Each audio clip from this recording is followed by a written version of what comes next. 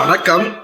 நேத்து சென்னை போலீசார் மதுரையிலிருந்து என்னை கூட்டிட்டு சென்னை நீதிமன்றத்துல ஒப்படைச்சாங்க. என்ன வழக்கை விசாரிச்ச நீதிபதி என்ன பிரச்சனைன்னு கேட்டாங்க. நான் எந்த தவறு செய்யல, இது பொய் வழக்கு போட்டு குற்றம் சாட்டுறாங்க அப்படின்னு என்னோட தரப்பு நியாயத்தை நீதிபதி கிட்ட நான் சொன்னேன்.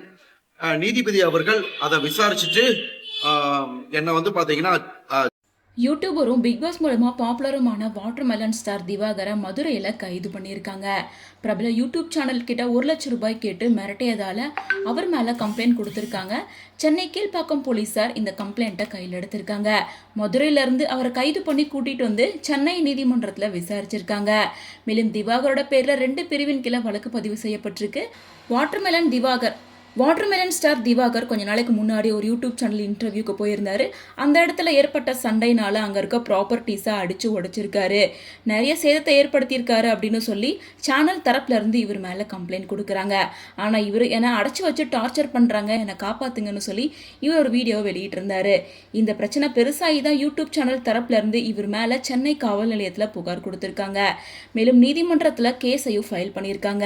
இப்படிப்பட்ட இருக்க நிலையில திவாகர் தலைமறைவாயிட்டாரு, மதுரையில் தலைமறைவா இருக்காரு அப்படின்ற விஷயத்த கேள்விப்பட்ட போலீசார் மதுரை போயிட்டு அவரை கைது பண்ணி சென்னைக்கு கூட்டிட்டு வந்திருக்காங்க. இன்னைக்கு கோர்ட்ல ஆஜரான திவாகர் தான் மேல எந்த தப்பும் இல்லை அப்படிங்கிறத எக்ஸ்பிளைன் பண்ணியிருக்காரு. ஸோ தப்ப ஆதாரத்தோட நிரூபிக்கணும் அப்படிங்கிறதுக்காக நீதிமன்றம் இப்போதைக்கு திவாகருக்கு ஜாமீன் கொடுத்திருக்காங்க. திவாகர் வெளியே போஸ்ட் பண்ணியிருக்க இந்த வீடியோ தான் இப்போ சோஷியல் மீடியா முழுசும் வைரல் ஆயிட்டு இருக்கு. ஜாமீன்ல விடுவிச்சிருக்காங்க. நான் இப்ப நலமா இருக்கேன், கைது செய்யப்படவில்லை. ஊடக நண்பர்கள் பாத்தீங்கன்னா நிறைய பேர் அரெஸ்ட் ஆயிட்டாரு தவறான செய்திகளை பரப்பிட்டு இருக்காங்க. நான் கைது செய்யப்படவில்லை, ரொம்ப நலமா ரொம்ப சேஃபா இருக்கேன். இதை பொதுமக்களுக்கு நான் சொல்லிக்கிறேன். ஊடக நண்பர்கள் உண்மையான விஷயங்களை நீங்க பரப்பணும்.